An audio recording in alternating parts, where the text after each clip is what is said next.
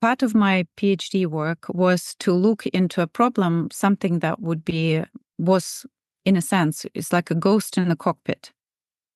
So it was something happening in the cockpit that pilots couldn't understand, not all the time, yeah, but the majority of the time they're very much, aware. There's training, there's checks, there's retraining, there's procedure on top of procedure. Like it's a very robust system. But something was afoot, and pilots were reporting between themselves. They were not reporting to a check captain. Check captain is a person who would do the training and, approve you for your, renewal of license, for example, of flying that company, because there was a fear that they haven't done their learning correctly or haven't done training. And of course, associated with that, you could be removed from flight, no income, and it's indefinite. And I mean, this is if you can imagine, somebody could, fire you instantaneously, and, your family depends on you. Welcome to another installment of Behind Greatness by Inspire. It's Luciano as your host speaking. Before we get into it here with Iya, I want to remind the listener, if you haven't already subscribed, like, review, comment, share with your family and friends. This is how we've been growing around the world. And we've had guests around the world. And it's been a fascinating ride for us. We've always been feeling like we're just getting started, which is kind of fun. It's allowed us to touch on themes and discuss things that we never thought we would when we first started. Today's discussion, I expect, is going to be a further example of this too. So one last reminder before we get started with for the regular listener, you know that we are a not-for-profit. We started this 11 years ago, or 13 years ago, and the podcast 4. We are a volunteer organization. We're also a charity. For the new listener, you can go to our website as well, behindgreatness.org. You can see where you can donate if you're so inclined to help us. Everything that we do for this podcast goes straight to the podcast. We don't derive any income. We just self-fund. And in fact, when I say we self-fund, I mean the grand we, our listeners as well. So while you're already there at the website, check out our library of conversations. You'll have fun with that too. All right. We're joined by Iya Whiteley from the UK. She has a PhD in designing cockpit displays for pilots and training for astronauts, with a background and master's in clinical psychology and Korean medicine. And she is currently the director of the Center for Space Medicine at University College in London. She has had and has roles at the UK Space Agency, working with NASA, Roscosmos. I didn't ask you about that. And the European Space Agency, designing training for astronauts. Iya is an innovation catalyst, developing transformative training and technology to help us expand our human abilities and excel at the edge of our capability, living and working on Earth and in space. Her deeper personal research journey is into expanding our human abilities from birth, hence opening the Cosmic Baby Academy for parents of newborn babies. She feels a great need and pull to tapping into indigenous practices across the globe to access and connect us across cultures and with our planet Earth as a global compassionate human race. This is where the project for Earth Design Language was also born. Yeah, welcome to the show. Thank you, Luciano. Appreciate the invitation and the conversation. Well, I thank you for appreciating conversation that hasn't happened yet. So this could completely fall on its face, but I expect it won't. It's been a long time coming. We've tried 2 or 3 times to get onto a recording, and we beat all odds. We read about you, not even heard about you. We read about you in Diana Pasulka's second book called Encounters, and it got us immediately curious about a space psychologist. We have never heard such a term, and we had no idea that this was something. So let's start there very quickly. So there are two kinds of psychologists. There's a psychologist who provides therapy for astronauts and pilots, and then there's a psychologist that does what you do. Yes, usually the psychologist, space psychologist, or you could put it another way, is the psychologists who work with astronauts and cosmonauts.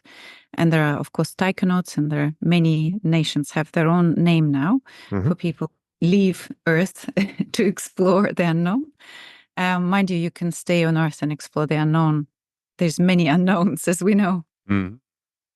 So psychologists who support the crew in flight would be better if they're not doing, for example, research, or if they're doing training or support them or doing kind of pre-selection or preparation for flight. You want to separate the roles so there is no kind of conflict of interest. And if the person wants the support, they can receive it, and it shouldn't impact their kind of operational capacity or something like that. They shouldn't feel the need to have those two connected. So people who do research, they generally do not provide in-flight support, if it makes sense. So you just separate the two. And people who do training, they might also be different, but also because it requires maybe different skill and knowledge, and time, of course, is an issue. Your research, speaking of this, let's go into it, revolves around measuring, I'm reading here just to be sure, measuring our abilities at the edge of our capability. What does that mean? Yes. What does at the edge of our capability mean? I am fascinated to find out what we are capable of. And sometimes, of course, it is frightening what we're capable of as humanity. So, what is that? This? Sorry, what does that mean? Why is it frightening? Well, the atrocious things that we do as a human race as well. So it's got these two extremes, right? You cannot ignore one without the other. Hmm. You push to the extreme. And I am interested in the spectrum of where we can excel at what we do, not at the expense of others, but for the benefit of others. And of course, it's a very fine line, where our wish to be superior or be better could overpower the need to serve, and offer what we can that other people can't. What I was interested in is was how can we perform at certain times better than other times. So I've heard stories because I was interested in our abilities from martial art, because I started this very young, and my father got me into it. It was forbidden at the time to do, because it would introduce a different philosophy or maybe even religious aspects, right, to the socialism kind of aspect of growing up. And Sorry, it was to insert something. You grew up in Latvia, so yes, in the USSR. that's right. And Yeah. this is why you say forbidden. Yes, that's right. So it could introduce perhaps notions that the government was not want to support or felt it would interfere. And I was interested is that by reading and learning why some people are able, for example, to sense with the back of their head, what's happening or what's coming in martial art. And how could you know? How could you? We don't have the eyes on the back of our head. And so I wanted to know that. I also wanted to know how people somehow in a very dangerous situation, a mother could lift a car if the baby's or a child is involved, or, a father could jump, such a distance that they would have never done it under normal circumstance, or they'll react in a split second where there was no time to think according to science. So that's kind of led me to pursue that interest as far as I could. Every step of the way, I was kind of looking in that direction. And I'm very visceral, like I want to experience things. So I would do a lot of things myself just to understand the thinking, because I was interested in what makes us do things. Why would you put yourself in a situation like that? Well, let's not take that lightly, because what I've learned through you and about you is that you do throw yourself in it. So you got your pilot's license so that you could understand a pilot's mentality better, and you could Yes. insert yourself into the community, so to speak, so into pilot talk. You're a doula. You practice Korean medicine. It seems Yes. like you go in Yeah. on many of the things that interest you. You don't Yeah. just you don't have a passive learning experience. You go in.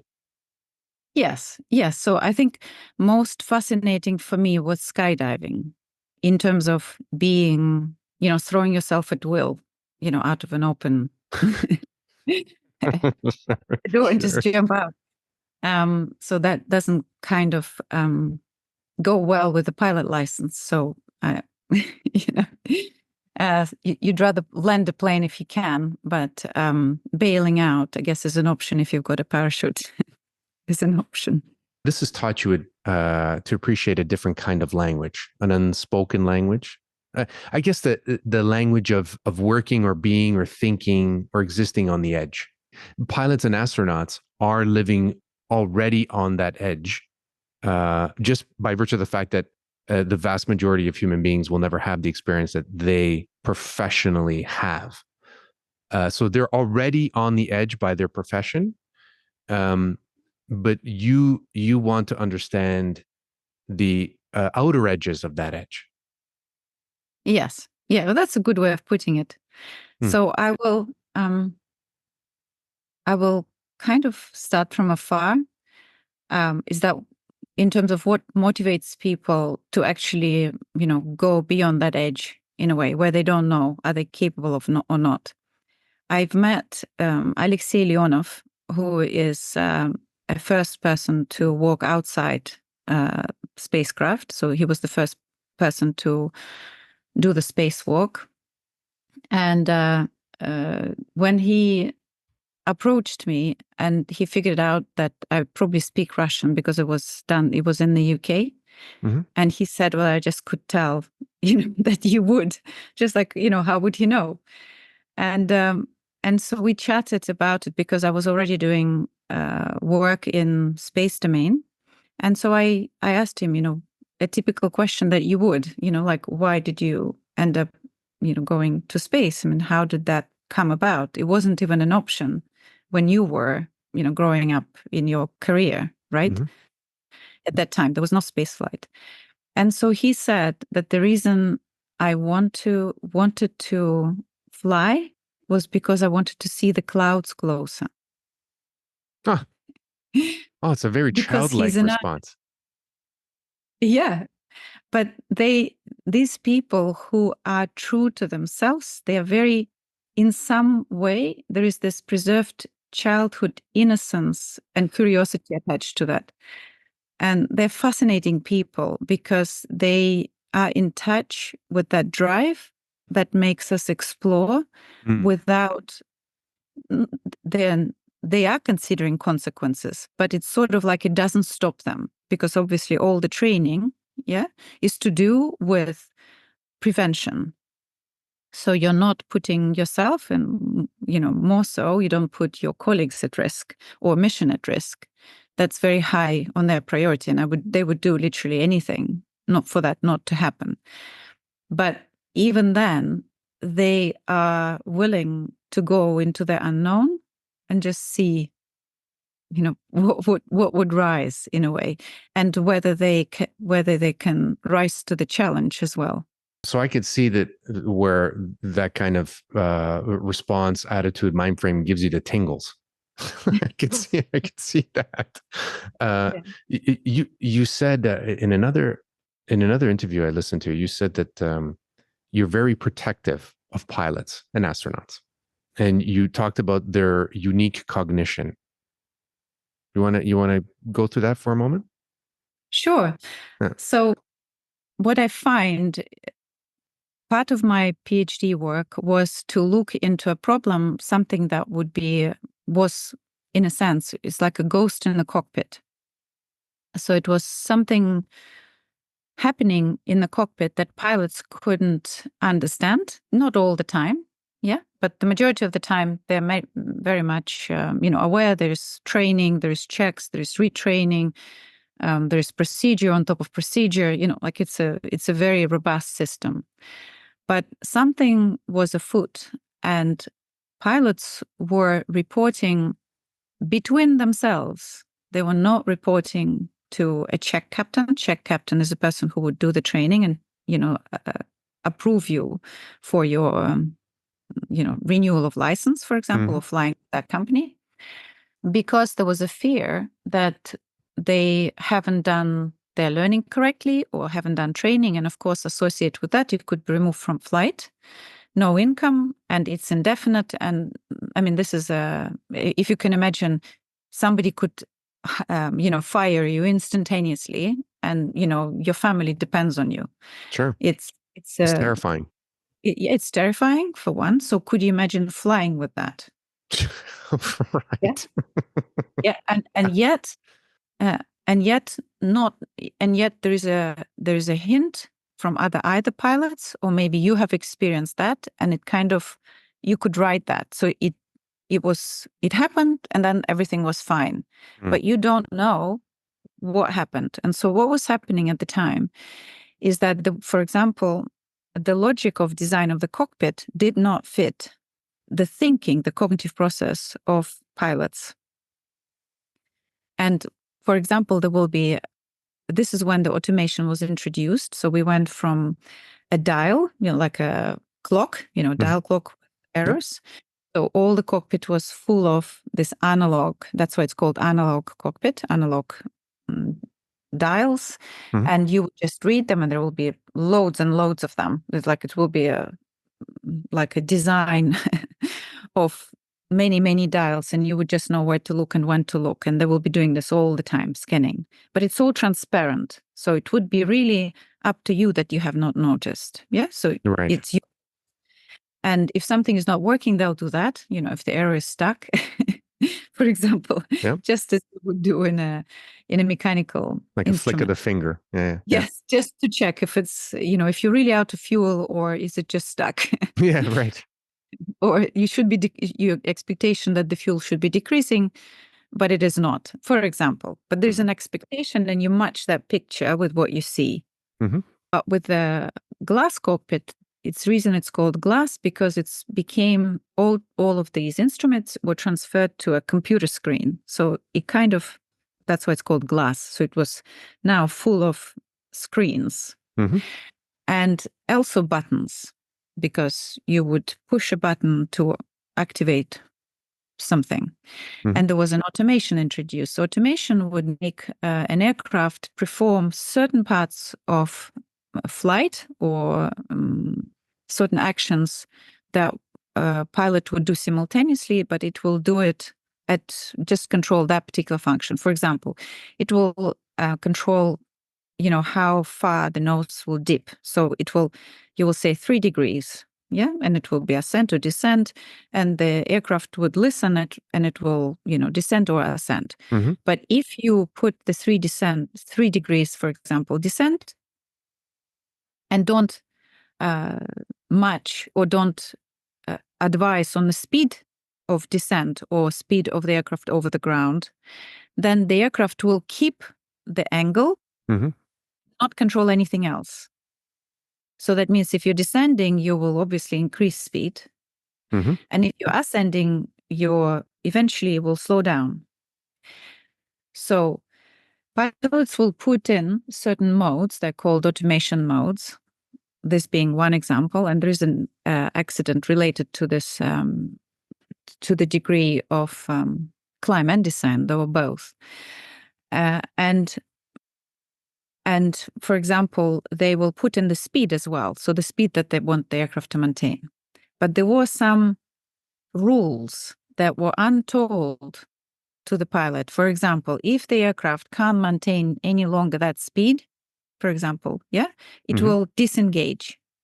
But disengagement could happen, or it has happened, that the light will just go off.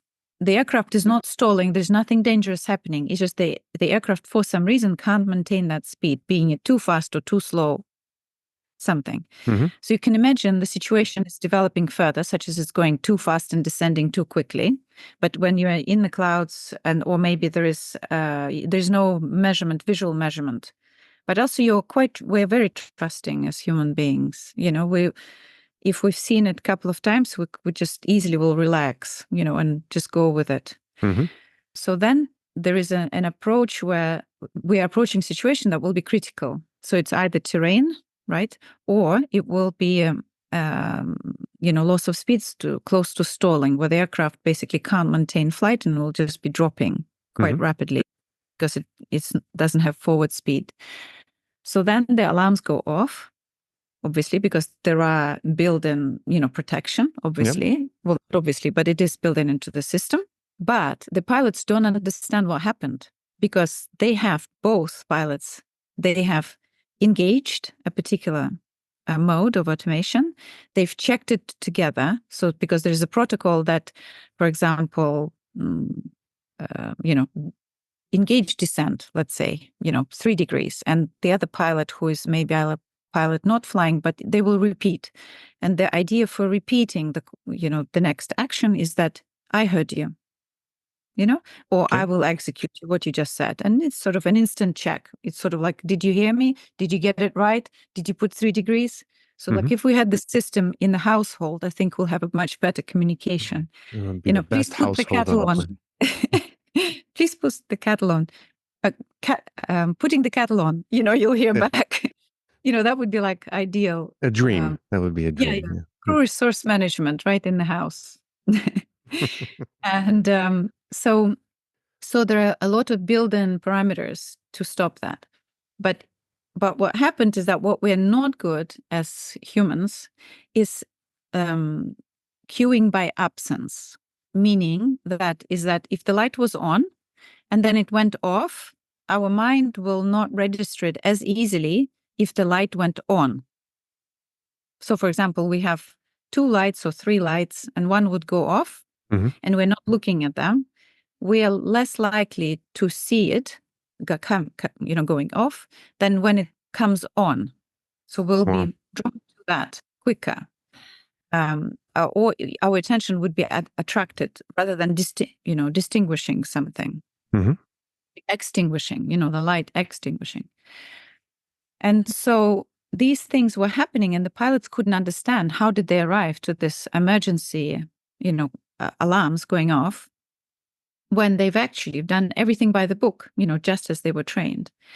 And there were many, many kind of combinations and puzzles of these of how the mob engage and disengage and what the automation thinking was.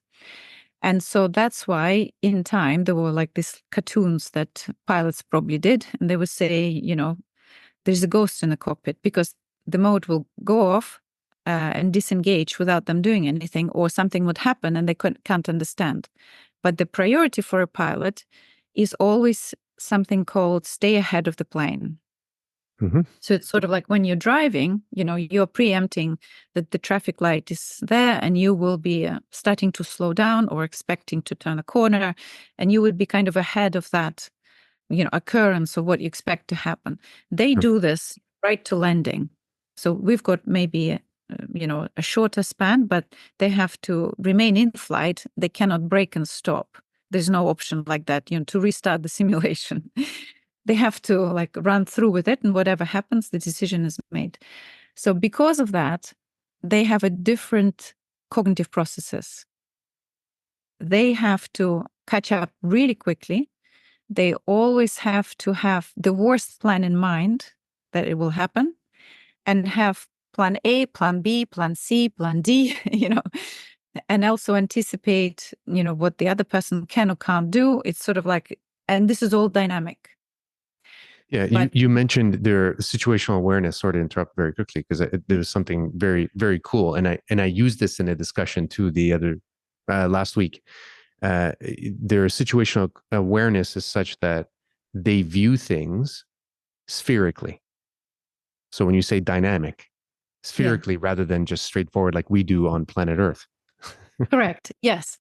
That's because when that's another aspect of their perception on how they view things. It comes through training, because we are walking on the horizontal plane. And so we are not expecting something, coming like a bird flying over. Hopefully you will steer clear of a big not be flock of pooped on. birds. Yep. Yeah, exactly. So, and so you would not see it unless it's coming kind of in your visual field that could affect you. So, for example, a ball would be flying, the boys would be, maybe football players would have that ability that is a bit, more advanced, geared to their skill of playing, because they would be aware of that, where the ball would be. But you're usually tracking that through the game. So it's not unexpected. Where the pilots have to see something in a different location, they have to kind of scan it. We will not be looking and will not be, so because we don't have an expectation something to appear. Our mind kind of fill in the blank. Do you know that our peripheral vision is black and white? So we don't have the cones, the visual system. It only can see kind of in gray, just like babies. When they're born, they see in black and white, or contrast, it's rather. So it's kind of a night vision. And I am trying to look peripherally right now as you say this. I'm testing it. Yeah. Well, you've got white walls, so it must be difficult. But I'm trying. What happens is that our brain reconstructs the color. So we're actually seeing it in black and white, but because it knows it has seen it, it colors it all in color. But we don't have physical capability to see it in color. Creates it subconsciously, or from experience. From experience, yeah. But this peripheral vision allows us to react faster than our forward color vision. So, and that's because these function in a different way. This particular cones that are responsible for the peripheral vision, we can see the motion quicker. So if something is coming on the side, we'll see it quicker or react to it quicker than if it's coming across our front vision, which is interesting too. Useful in martial art. As soon as you said that, it reminded me of playing sports. Yes. Yeah, on a field or on a court, when there was somebody coming up from behind or beside you, yes, you are more alert to that than somebody in front of you. Yeah, you're much more heightened. Yeah, it's fascinating, but and so by playing sports, it's sort of similar like flying a plane, because you cannot pause right in the game. Like you can, of course, drop and stop, but in principle, the game is you're moving with the game and everyone with it, and you're unable sort of to change if you're about to tackle somebody and you're falling. You're not going to pause. So same thing with the airplane. So pilots fly, and they use this expression, by the seat of their pants, meaning that they actually know they engage many more sensors than they talk about, and it comes with experience, and you can't quite explain it. Then they talk about, that's the key, more than what they talk about. Yeah. Yes, exactly. So these are all these unique conditions that I guess when people speak of what pilots do and what they're capable of, there is, they're just saying, well, they've got a beautiful office in the sky, like a good good view out of your office. And it seems very mundane, taking it from, let's say, commercial pilot from one airport to another. But they work odd hours, they adapt to it. They have to be alert and know the limit of their performance. They have to be there with their attention at a moment's notice. They have to, if something happens, they have to keep it all together. There's no kind of to collect your thoughts and there's no thinking. No, exactly. So when there is studies done in the lab, and what you see in the field, which is where I worked with when I was collecting data, there's no way they went through a logical sequence of A, B, C, and D, and E, F, and chose that one logically, Yeah. the next plan of action. You brought yeah, that's what's fascinating too. Because this is you gave a very, very long answer to that question about educability. But no, but it kind of needs to be a long answer because it's not something that most of us, number one, think about or even exposed to. And I mean a type of thinking or research.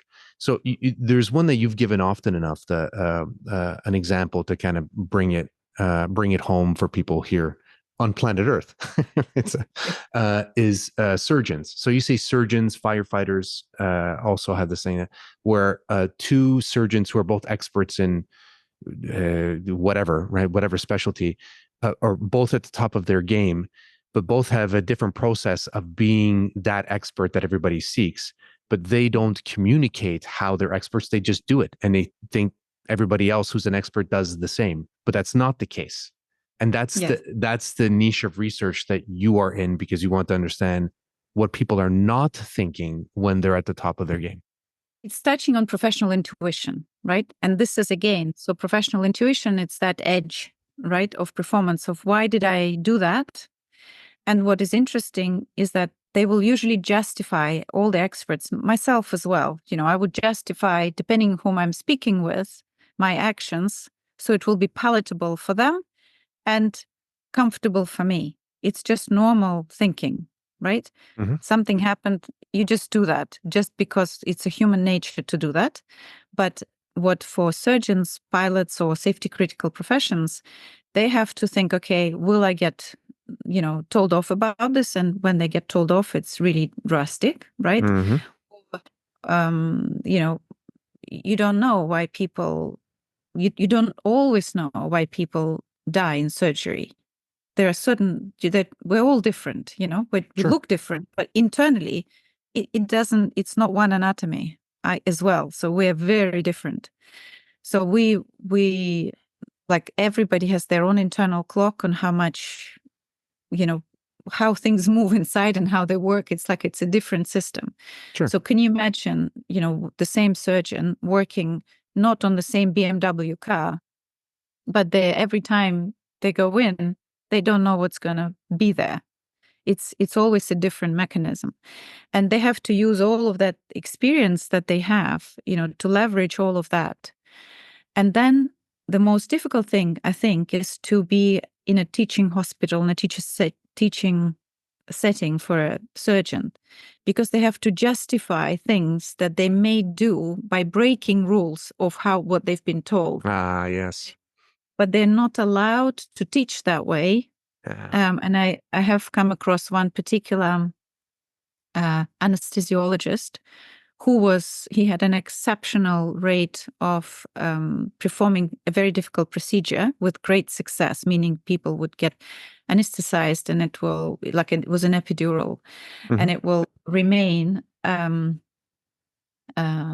working with no problem. But he was using an old technique that was deemed unsafe, with time, but he was trained with that and he was successful.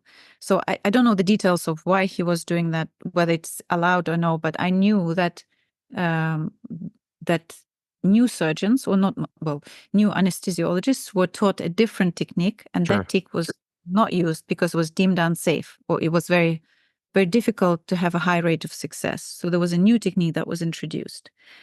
And people were thinking that this particular anesthesiologist was, like nose up, very, Arrogant. not willing, arrogant, Yeah. not willing to share.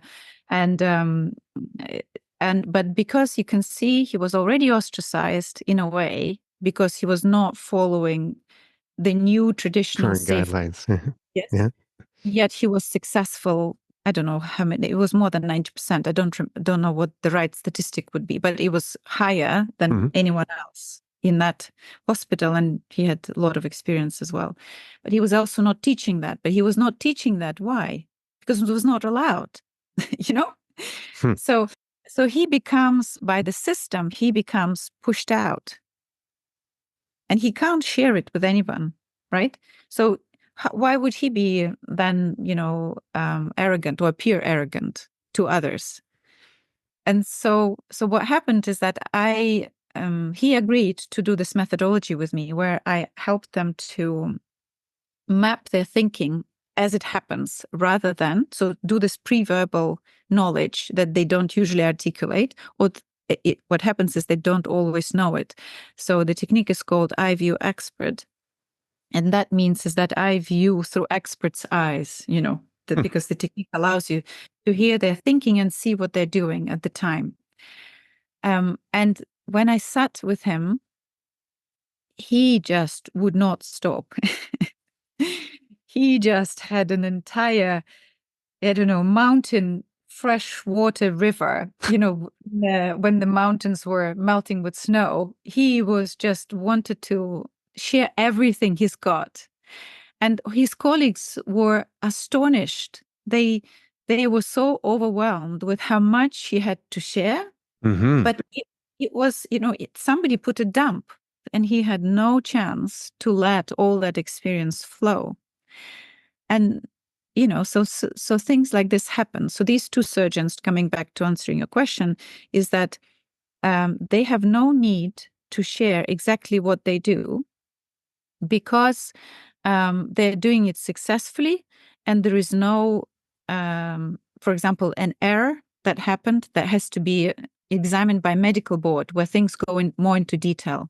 But at that point in the medical board, the surgeon, they absolutely did the right action. It's very rare that they don't, like you wouldn't be vicious, that Sure. It's their livelihood. So, but they will not explain what's been happening in their mind, because they've got so many filters on.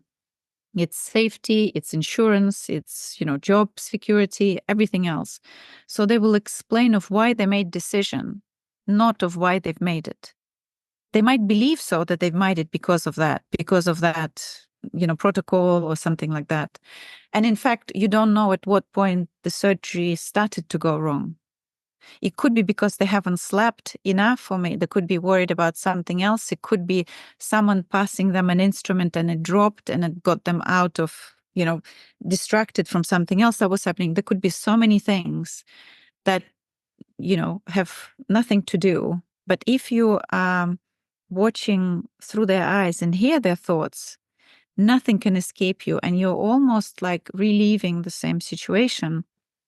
But we can pause the time, and they can articulate what is actually happening in their mind. And the speed is extraordinary of things that are in their mind.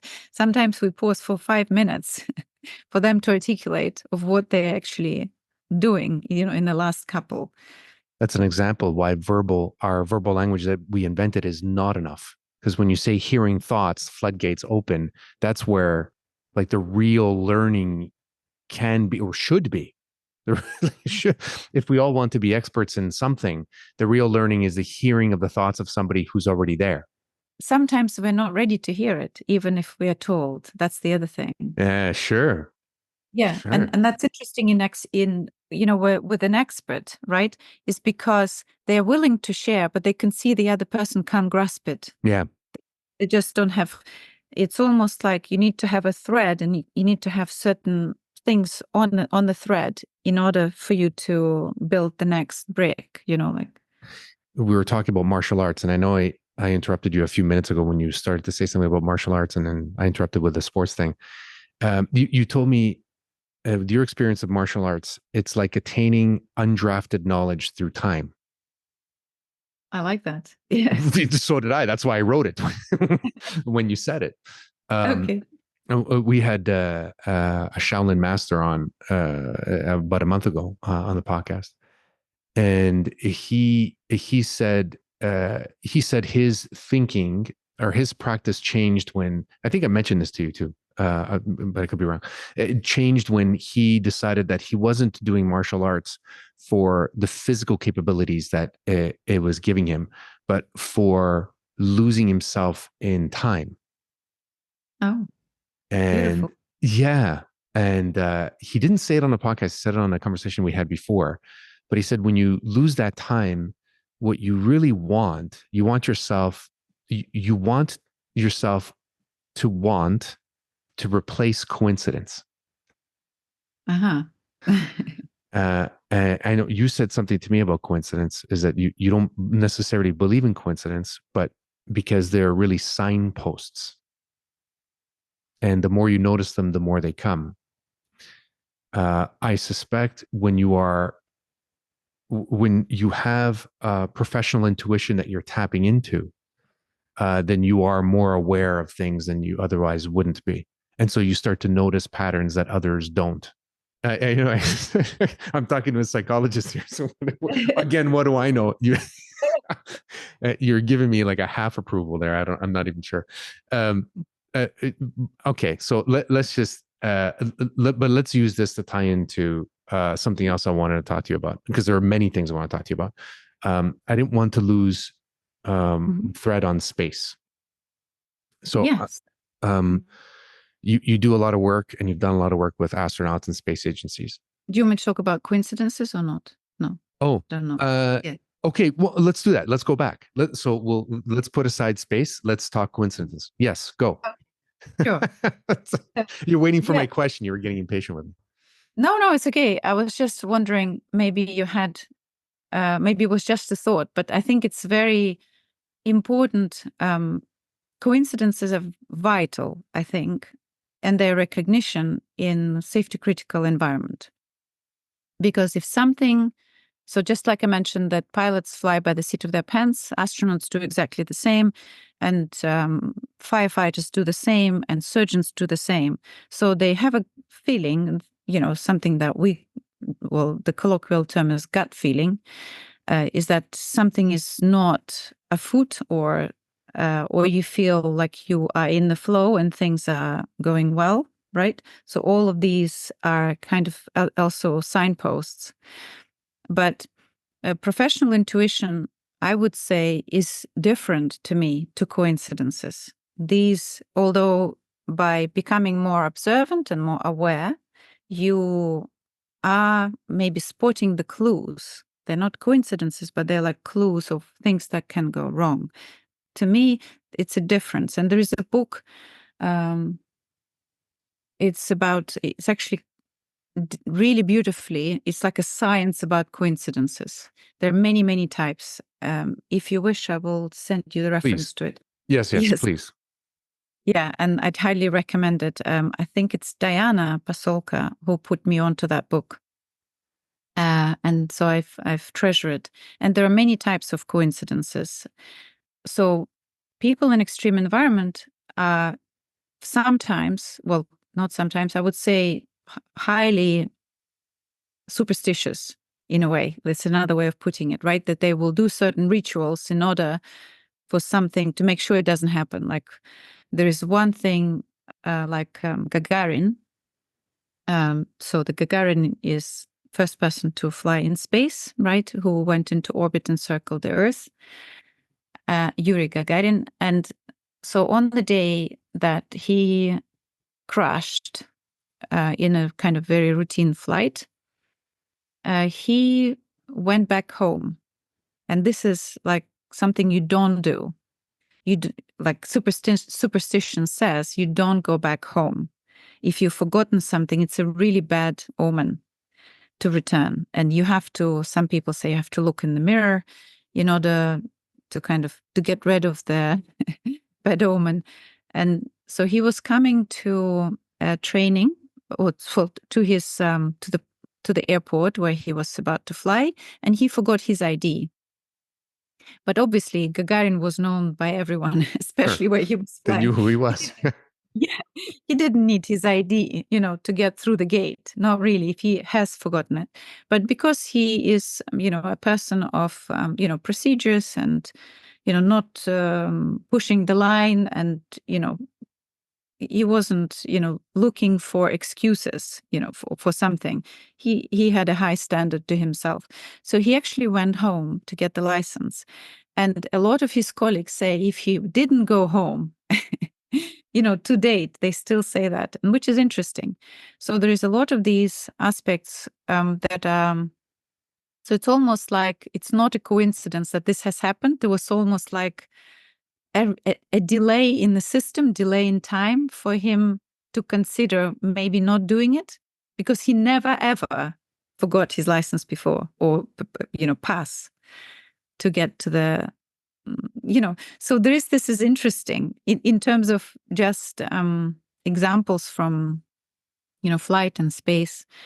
But coincidences are, they are kind of, I feel they're connected to us listening through a different sense.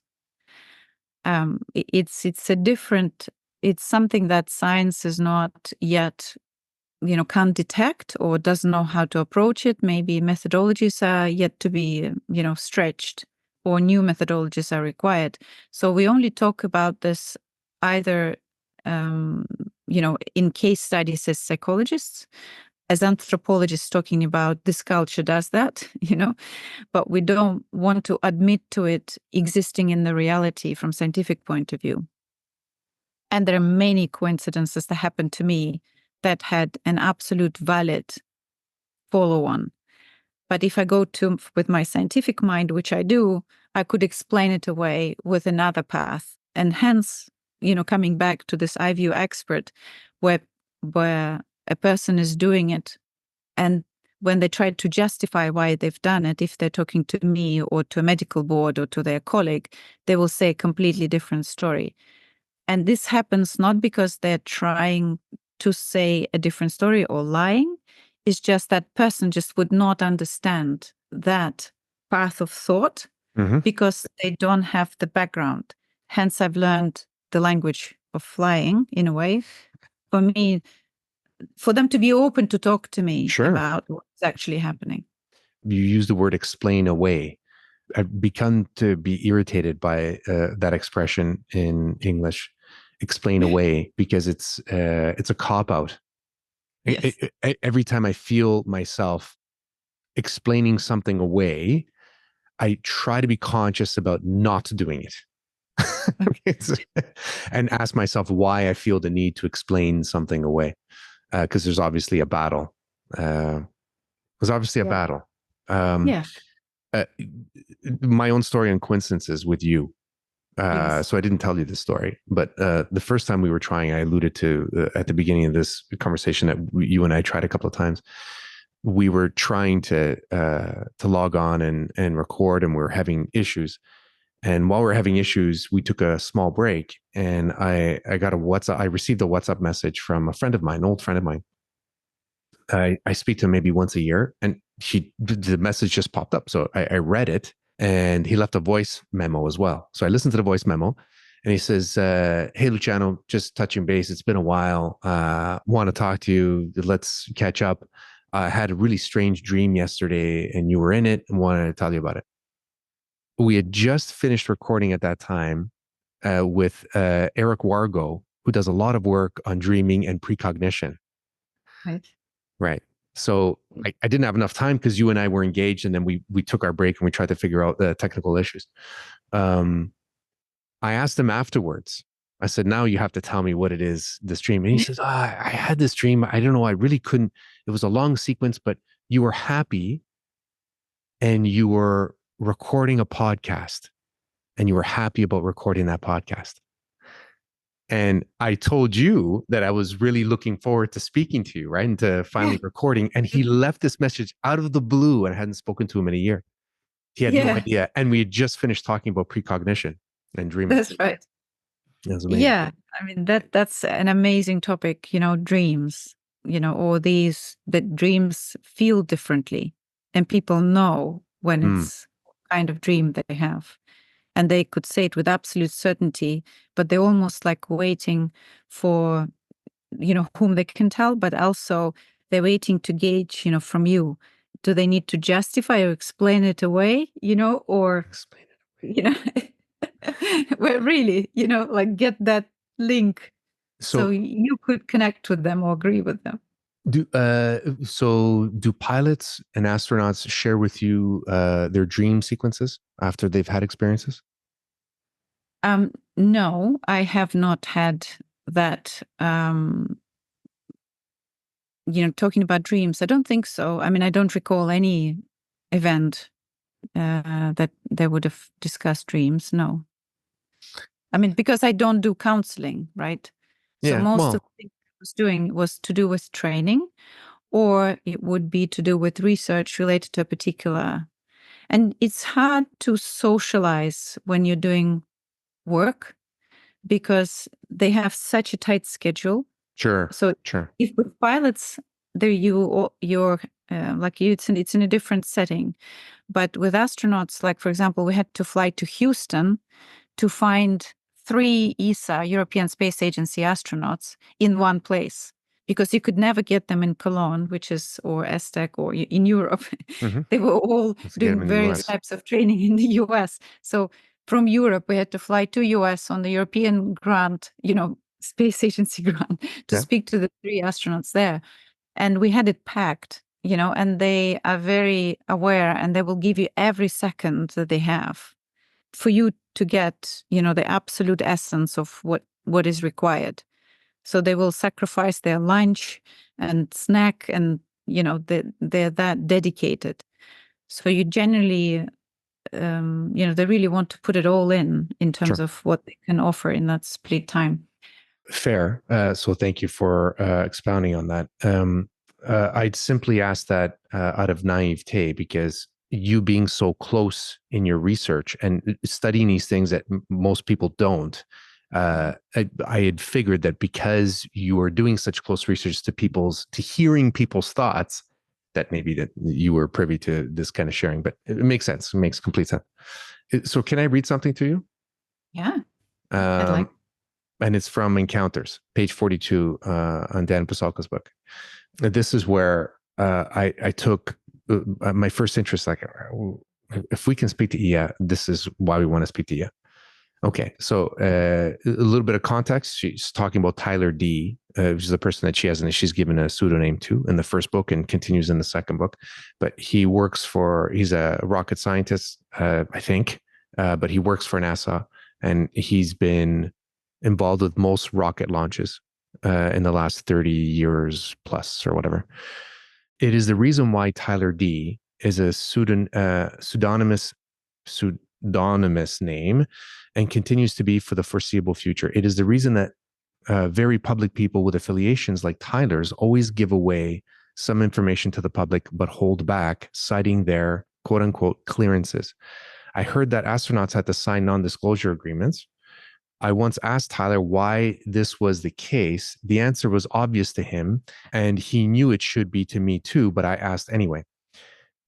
Because they see shit in space, he said, as a matter of fact. I asked him this question in 2018, and between then and now, things have changed completely. Now that other countries are in space, not just Russia and the United States, whatever it is that may have been hidden from the public will now be inevitably visible. The cultural shift is no longer an option. Iya proposes a way forward. Full stop. What is the way forward? So yeah, I like that. Yeah, leave it on a hanger, like cliffhanger. 30 seconds. Yeah. Go. The idea, I guess, is to allow the space to really, just in the way how we boldly explore, the outer edges of our orbit, like when we go from Earth. It's the same thing in our inner world. And if you can imagine that the Earth, if you look at the Earth, it's got this thin sliver Mm-hmm. of the atmosphere that is, almost invisible in comparison to the size of the planet. So the fragility of that atmosphere is the same inside us, of when it comes to something very personal, very heartfelt, something that we believe true and don't want anyone to break it. It's so fragile that you would not even conceive talking about it, because you don't want anyone to break your beliefs. Because once you break the belief, then everything else has to reconstruct. So it's almost like, this is a really bad example, but this what came to mind. When I lived in Cyprus, the local people would hunt for, not hunt, well, it's actually another beautiful story, that they will hunt for octopus or octopuses. I don't know. I've just watched very recently with my children My Teacher Octopus. It's a gorgeous film. I highly recommend. Agreed. And in essence, in order for an octopus to stop climbing you, because once you catch them, they're not big. The ones that I saw that they're being, they have to turn them inside out. It's crazy to think about this. So they literally turn them inside out, because there's nothing you can do to an octopus if you, they can grow limbs back, and not nothing you can do, but meaning it's an awful analogy, but it's that you become not just naked, you become turned inside out. So all of your neural system is exposed. So imagine that everything that's hidden behind skin, muscle, weaved into your system in so many layers. This insulation is so intricate that we can't even do that still. We can't replicate this as humans. And all of that becomes exposed. So this is how it feels or it might feel. This is how close astronauts, cosmonauts, pilots, God, something that might have turned around their belief system, and somebody would come in and say it's all nonsense. Because it will not only break if the person is actually that someone that they respect, it's not only that they will disregard their professional skill of observing something and having the strength to say it despite whatever is happening in the media and stigma and companies, but it could break them on all levels. So so they never approach that atmosphere, if you wish, or not allow anyone to come into orbit, even if you wish. So they will never let people come close to that atmosphere in order for it to be affected, because it's our atmosphere is everything to us. I mean, we can't survive without our atmosphere. So it's that precious. So when a pilot or an astronaut or, a person, could be a policeman, doesn't have to be a teacher, who has seen something and, they could have very valid reason on how they justified that, and it couldn't be anything that, and everybody else says it's rubbish, it's a balloon or it's a weather, effect, or, now we've got drones and, kids send things into into skies for a few, dozen pounds or dollars. And if they sign something, that means that they will lose their livelihood. And they hold so many secrets. These are one of the selection criteria for astronauts is that what we do ask in the interview is that have they been confronted with death? And because it's something that is very prominent, right, in their life. But more so, we then we then go further and we ask about, have you discussed that your work, could cause death, your death? How do you communicate this to your family? So these are the people who have, nerves of steel and, and they hold all of that in, and they have to have enough flexibility not to break under external pressure and internal tension that is inside. So might have too much detail. No, not at all. It's that sensitive. So absolutely. So in order to make the way forward is that we need to first create the environment for them to be able to, to come in and not feel that, the atmosphere will be threatened. You said again in another interview I listened to that, as an example, when astronauts come back from the moon or from space to our reality, they lack the language to explain what it is that they lived, the experiences that they had, or whatever it is that they've seen. and then they become ostracized because they can't express it. And there's no, use these words, there's no scientific way to communicate their experience. Yes. So there is a beautiful book that is out of print. I don't have it here, but it's called Home, I think, but it's all about utterances of anyone who's been to space from all around the globe. And it's so there's many aspects to that book that I like. One is that that's probably the only phrase that they ever said about how they actually feel out of, all the communications they had, Mm-hmm. because they have no words to describe it, but also they can't put it in, they, if they become too spiritual about it, that could have a credibility, Yeah. some sort of skewing effect on what else they say in another topic, which is a bit sad. But yet that's the one question, the one question people ask: how does it feel? They don't ask, what do you think about space? The one question that they get most often is, how does it feel to be in space? Sure. And they get a blank answer usually, unless the person is very articulated and open, or maybe they've retired from space and nothing is weighing, and also they need to be comfortable in expressing, what they feel. So that book shows an image of the Earth, probably not the one that they've seen, but it's just gorgeous images of Earth. And if you look if you just search ESA images or NASA images, which are all open, you could see how much it looks like us. So if you look at the riverbed, that it's dry, how it looks like our hand, if I put my hand down, Mm-hmm. all the Yeah, the vessels, the blood vessels, sure. they just replicate the same way. And the skin, if you zoom in, to look at certain parts, and it's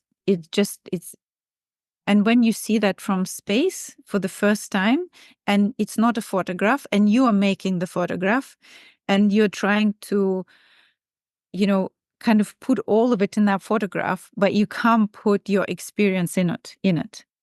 It's sort of like taking, a book that's probably I don't know, the most long religious text, and most ancient text, and you take like a sentence out of it and saying, this is what I've experienced. And it's just multi-layered. I never thought of it this way. As you were explaining to this, it triggered this thought. It's you if you are looking down on planet Earth, the place that helped you with your culture, your beliefs, your religion, your schooling, your profession, everything, and you're looking down upon it, I could see where all of that wouldn't matter anymore. Like, you are outside of your own 3D structure. You are it's like you are a god, and I'm not saying this, you are God looking down upon a creation. Yes, but there is also fragility. So there is this, Right. and to Right. negotiate both, right? This is where it becomes sort of like, this is where our mind struggles, and that's where spirituality comes in. Sure. Because the mind can't explain it, and we're reaching for something that would make sense of how these polarities could exist. And that's most difficult to articulate. Like, they're very talented writers and artists that are successful at, but they're very few, right? So So writers, painters, sculptors, those ones who try, uh, I shouldn't say try, but those ones that are really married to their vocation, they are like astronauts in a way, right? Because they mhm, view things differently. They view things as a part, but also as mhm. a fragile part of it. I loved your use of fragility. Cosmic Baby Academy. Uh, Before I ask you to tell me a little bit more about this, uh, and maybe this is part of your explanation, I don't know. How does a baby's view of the world, and maybe extend it to an infant or child, but a baby's view of the world, how is it similar to what an astronaut or a pilot experiences? I think that's a really good comparison. I haven't talked about it that way, but yes. So if you can imagine, you plonk down to Earth, you land literally into a different atmosphere from a very different environment, right? Yeah, they take your spacesuit away, right? You had this, liquid and your world or spaceship, if you wish, and you had everything catered for, and then everything is cut off, like everything is cut off. Having looked into it more as a service, to assist women in birth and children, obviously, that the little babies that are being born, is that you can understand how ancient cultures were much wiser and more patient and much more humane to the process.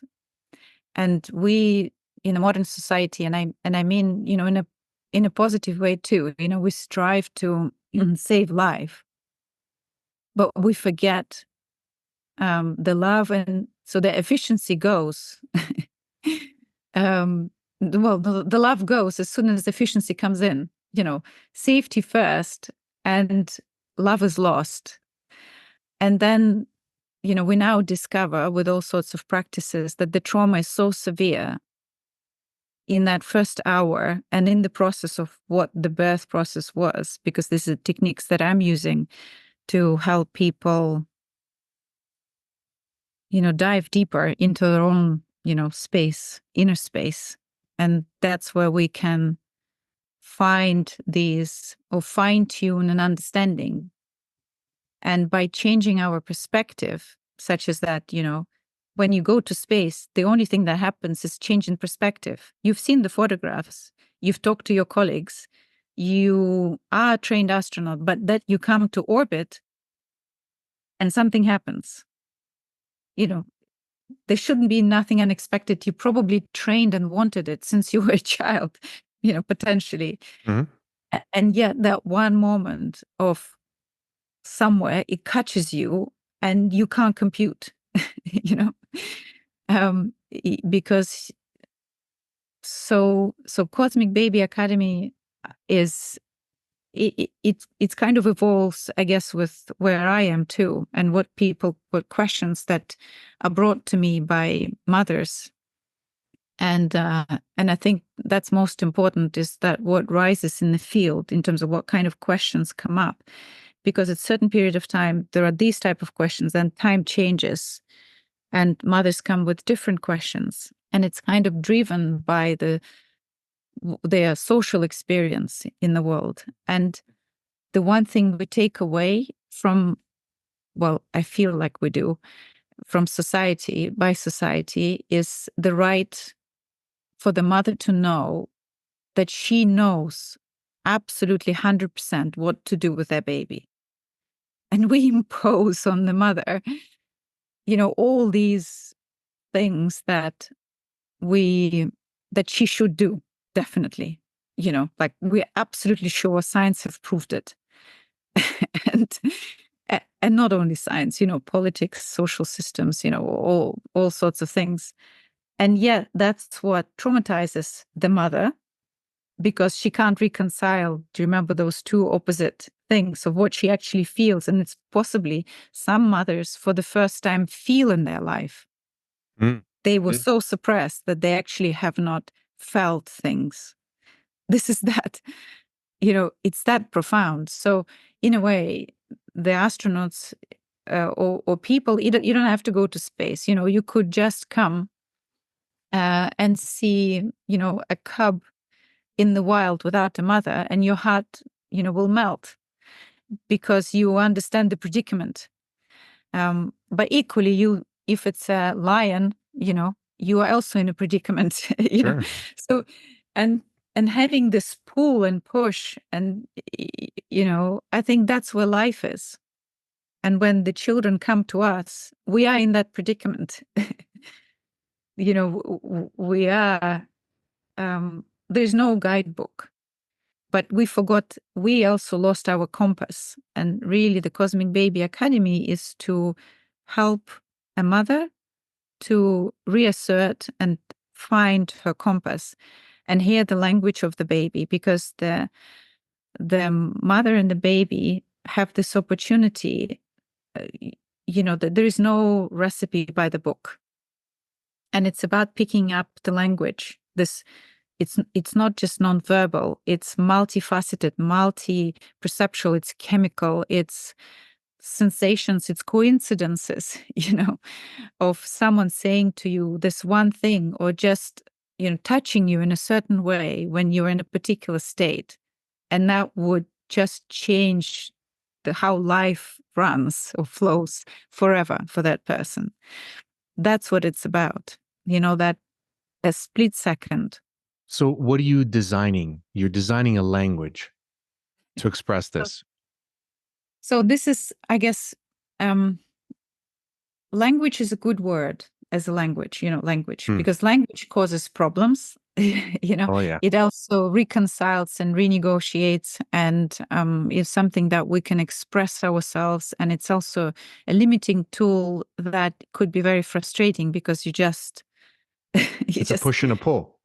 Yeah, you can't. It's a very wicked tool. And yet, if you go, so there is a dictionary definition of language, and there is something that we just know. The other person is telling you, and you don't just understand, and it's beyond descriptive word language. So in the Cosmic Baby Academy, one aspect of I'm talking is that I'm teaching, it's actually not even teaching, it's a practice. So something that I invite people to have a look, does it work? Because if I teach them what works for me, might not work for them. But it's about opening up your toolbox, the one that you have, because a lot of moms, have got amazing expertise.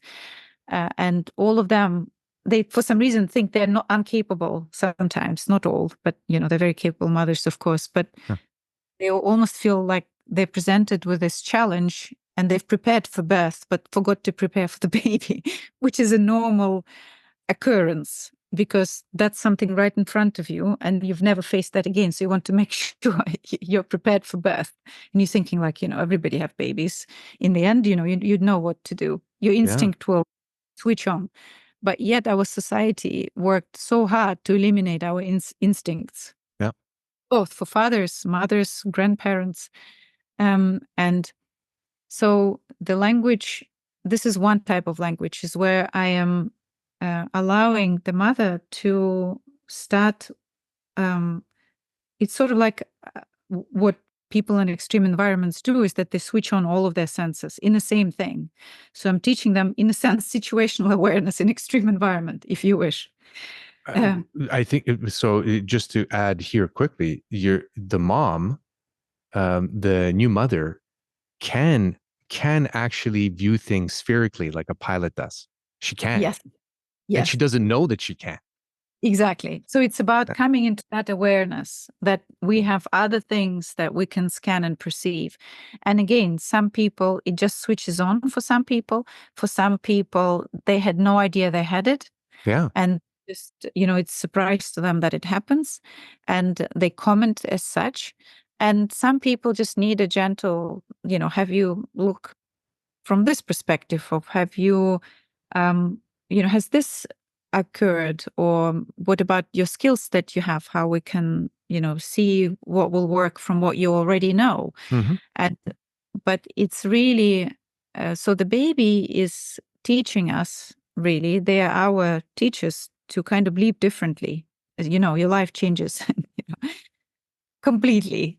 It starts going in a very different direction. Turns you inside out. Yes, yes, in a good way. And then well, it could be very traumatic, and that's the point, is that, again, reconciling this, opposites, and finding where the life flows, and you can all be, because by the time you adapt to something that is working, the children have a new plan. And they're kind of developed something new that you thought, okay, fine, we've now settled. It's all good. We've got the regime. We've got, or, some sort of a schedule. And then they test you again. So just seeing, how open you are to opportunities. Well, children are like Alexei Alina, right? They just want to Children. see the clouds. They're like Yeah. Alexei Alina. Yes, that's right. Yeah. You're Yeah. dealing with astronauts when you're dealing with babies and kids.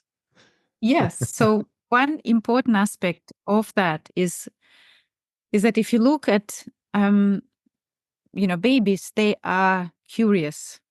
Mhm. They've got this light, and I would say it's probably an energy ball. And I don't know, it doesn't go just on solar power. I'm sure there's another internal source that is ever present in the night, and just where you're not looking. And they just are driven to explore, and they've got extraordinary tools, and they've got extraordinary attention, something that you train people to do later in life. So where does it go? Where does this curiosity, thrive for life, energy, the medicine will tell us, we get older. And just like if you go for a checkup to your general practitioner, they will say, well, I did not want to say it, but do you know how old you are? They will kind of point it out to you. But then that people, of your age, have very wide spectrum. And so, is it age? Is it really? Or is it that what is a convenient explanation of what we don't know and don't know how to tap into? So that's interesting. So What are your plans for the Cosmic Baby Academy? What is it that you want to do? one of the things that I really want to continue is that I want to create a language that is not bound by linguistic parameter. And just like music, it can be written in notes, but you can hear the same composition and it would not be the same, right? Even the same person would play it using the same notes, but it would be felt. I think you gave me Felt this differently. example. One of the so bring that example. So what was that example? Pacho Flores. Yeah, it was a trumpeter. He just gave an example. I think you're referring to this when he gave an example about his mother becoming very ill and learning the news right before he went on to perform. And he didn't know what to do because he had to go on to perform. And so he did his thing. It was a composition that was done specifically for him. He's a trumpet player. And his wife, who was in the audience, told him afterwards. She says, "You played with such sadness." And he said, "Well, I just played the notes that I usually play." It was no, I felt the sadness in the music. Mm-hmm. Yeah. Hmm. So and so this is some sort of vibration, because music is a vibration. And as we are all made out of water, although we don't anticipate, that behind this exterior is like 80%, 70 to 80%, depending on where we scan, it's actually very liquid. And if you go very much deep into the, atoms and elements, then, there's only space in between, and Ah, these particles, come in and, go out and come in out of existence. So the vibration creates an extraordinary effects that we're only beginning to touch with science. But what is interesting, what I found interesting, is that the whole Earth at any one point has something making a sound.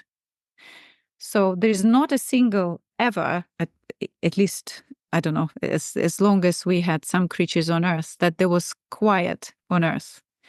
So there is some people don't like crickets, or some crickets could be like a saw, like an electric saw that could be that powerful. And this is a tiny creature, this big, but it makes noise louder than an electric saw. mm-hmm. and and but every time there is part of the planet, no matter what time of the day, there is a vibration that is given by birds, frogs, insects, you name it, and there is this constant orchestra, and it's never the same. So if you've ever listened or you wanted to listen to nature and you'd go to YouTube, for example, and there will be, say like, 2 or 3 hours nature sound. But if something is not right, because a lot of them are looped. And what happens is that your brain knows that it's looped, but it cannot figure out where it got looped, because nature never sounds the same. It never repeats the tune, just never, just like that trumpet player. And more so is that there is a beautiful, it's never incoherent. It's never out of tune. You never want to run away because it's it's like it's wrong note. They've just played the wrong note. Why did they come in at this time? Something that you never have that question. And yet we know, studying with science, that the nature allows you to have a better well-being just by spending 2 hours in nature, but we don't know why, because we can't eliminate, there are too many things. So, but what I was interested is what I've found is that if you put sound through water, the pattern emerges. And this is not a new science, or this is not first time I'm talking about it. This has been existing for more than 100 years. And if you remember, maybe you've come across about plates, that if you play with play a tune underneath with the sand, it creates a pattern. So this is kind of an idea, is that it vibrates and creates a particular structure. And some of it looks like things that we observe in animals or, in other spheres. So there's almost like there's a pattern that's matched in visual form, in sound, and in there is a repetition of a pattern in various forms. So like it's sound, vision, perhaps electrical, we just don't see that. So what I wanted is that for the babies, when they develop a language, which happens in the first year, and then they specialize, and then they, for example, unable to pronounce certain sounds, or they're unable to hear certain sounds because of they being attuned, and the system, our system, begins to specialize, so it doesn't waste resources, right? And it just then becomes more deeper in detail in that particular acoustic, representation and listening. But if we allow to see how the sound vibrates through water, and nature being one of the instruments of doing so. So if I take a single cricket and vibrate it through water, it comes up with a pattern. And if I do another sound from another cricket, which is basically the neighbor, let's say I've done it with Japanese crickets as an idea, and done Brazilian frogs, and they're all different. But more so, a cold cricket sounds different to a warm cricket. Although they're saying exactly the same thing. And what you see is that there is this pattern that is as beautiful as mandalas that are drawn for generations. And if you, or, if I don't know if artificial intelligence can grasp that, but probably can, because that would be the tool to use to map out maybe a wider scientific experiments with it. But if you can match, like we do, letter and a sound that it makes to us, that makes into a word, and we make a meaning out of it. But if we take these sounds that are replicated through water, that come with a picture, and know how that sounds related to this very complex 3D, apologies, it's such a long explanation, No, it's okay. to break it down into letters. Then if you've seen enough patterns and heard enough sounds, like you do musical notes, you would be able to make a composition. So when a musician looks at the notes, they hear all these instruments. So we have a friend who is a talented composer and a musician, and he sees sounds and shapes. So he can map that into a music, and he can hear all the instruments. He does it for orchestra. So he can hear every instrument as he watches the composition. He's not played, it's happening with him. But what if the children who are introduced through that language see the pattern and know the sound? So the next time they hear the cricket, it wouldn't be just cricket. It would be a musical note, if you wish. It would be a symbol, but more so, once they match these patterns to a sound, they're able to match other things, very complex pattern to a sound.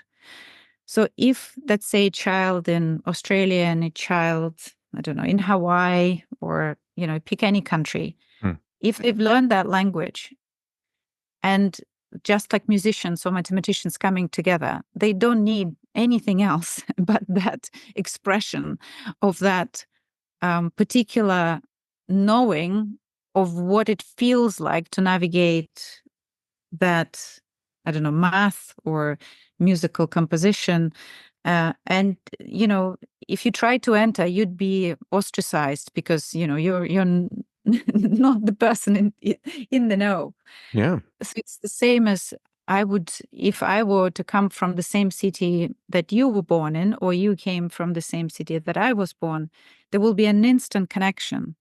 And a lot of barriers will just drop, like a lot of veils would be lifted, because my kind of culture, and there will be no need for this introduction time, sort of to build up the momentum to conversation. This is a quicker meld. Yeah. That's a long explanation of. No, it's okay. So I picked up on one thing that I find fascinating, because when you speak to musicians, they kind of tell you this, and if you prod more, they do tell you this. Converting sounds to patterns and then patterns to language. I mean, that's children love music. There has to be a reason that they love music. And you spoke very eloquently about the music of the earth. I don't see that as any different. The music that we play is music that we've invented, but the earth invented music far, far before we did.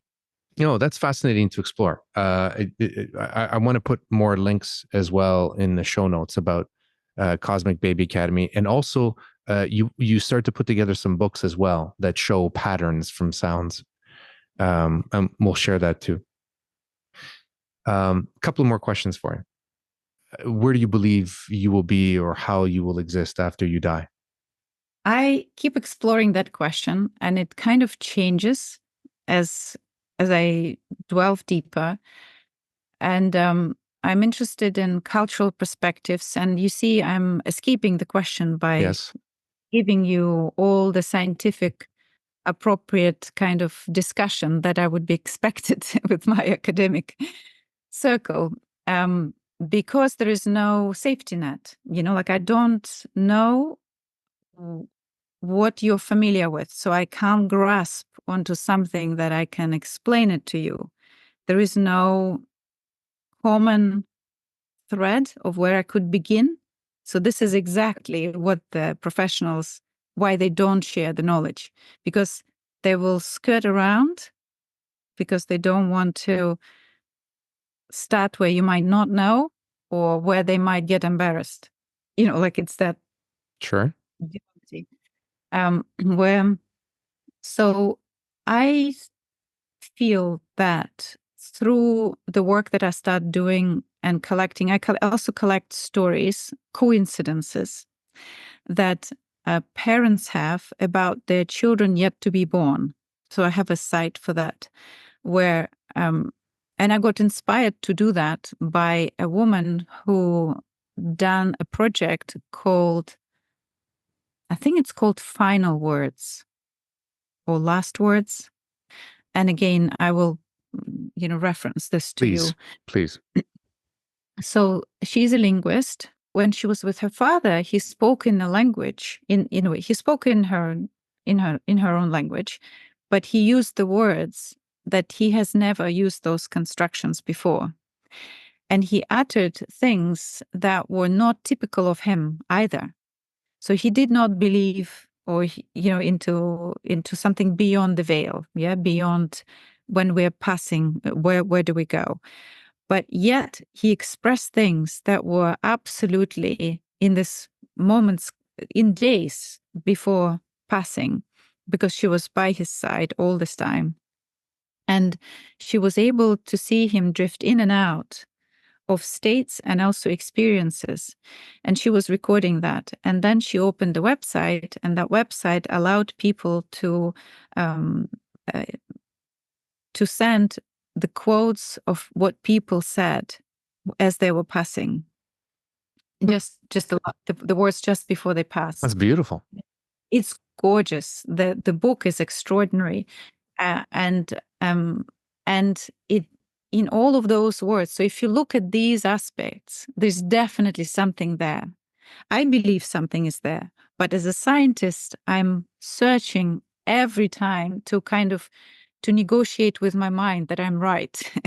My You're heart right. tells my mind, tells me that it's not quite tangible enough for me to grasp. But by hearing and connecting with people who have experienced it, I have no doubt.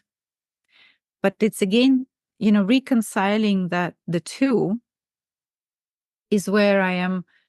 If I just know just a little bit more, if I just get a little bit more evidence, then I could be confident, because that's my training, right? And it's sometimes it removes all fun, and all love, out of the process, that excitement. I don't know if I believe you in the long run that you're not having fun, because you said to me also in one of the conversations we had that you're, as a scientist, you're more interested in discovering rather than proving a point. Yeah. I mean, that comes through. Yes. I think it's sort of like when I speak with people, if I understand where they're coming from, I've got almost like I'm not interested to prove my point at all. Because for me, I have reached something fascinating. I was able to understand what they're trying to say. Yeah. Yeah. It's about really true inner experience that I can't tap into myself. It means, and they would probably never write it. It's like the one lifetime opportunity to actually be exposed to it, and they may never tell to someone else. So it's very precious, Last question. What's greatness to you? I think that's probably something that I very much admire in other people, is for them to express themselves with all their vulnerabilities and reveal their true essence without explaining it away. Without justifying it, where they're just saying, this is my experience and I'm not putting a veil on it, so it would be easier for you or more palatable to you, just as it is. And I think to be able to be that open, that truthful to you and to others, that's it's an amazing place to be able to reach. What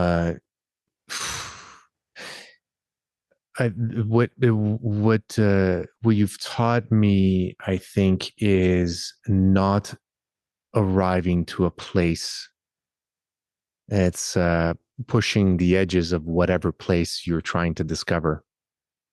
Because you just said a few minutes ago, you want to discover just a little bit more, just a little bit more, just a little bit. It will never end, which is the fun, Yeah. These are my last words. Maybe I'm going to muff this up. I don't know, but I asked you because I've never heard anybody. I've never heard the name Iya before, and I asked you what that meant, and you said in Russian, Cyrillic, it means and it means I am. Yeah, and I, kind of. And I. Yeah, yeah. And I. I mean, I don't I'll even tell you know. the coincidence. I'll tell you the Oh, coincidence. go. So this was in Canada, and it was in Vancouver Island. Hmm. And so we arrived quite late, and I mixed up Victoria Hotel with hotel on Victoria Island or something like that. There was like a mix-up, and we had to book at the last minute, and we end up in B&B with a French-speaking lady on the First Nations Reserve. Very hard to get to, but that was like it's already dusk. And so we park the car, we're allowed to park on the reserve, and we walk down to the house. And it's sort of a bit, no lights, nothing. And it's very mysterious and gorgeous space. And in the morning, when we come up to our car, there is a car next to us, and the number plate is my name, nothing else. Come on. IYA. And so there was a lady there who was the owner of the car, and she was from First Nation. And I asked her, is this, your car? And why do you have such a number plate? And she said, well, it's my name. And I said, no way, it's my name. Wow. And I asked her, well, what does it mean on your language? And she said, many of us. Holy cow. Holy I cow. know. It's like the yin and the yang. Yeah. Wow. Wow. That's a good story. Thank you for sharing that. Yeah, it's gorgeous. Yeah. Again, thank you for all the time. It was such a pleasure talking to you and learning about the things that you have been doing, researching, and just your philosophy of thought to things. Thank you. Much appreciate. The discussion is the questions and the conversation, and I think the heartfelt approach to it makes all the difference. There's no other way. Thank you. Thank you.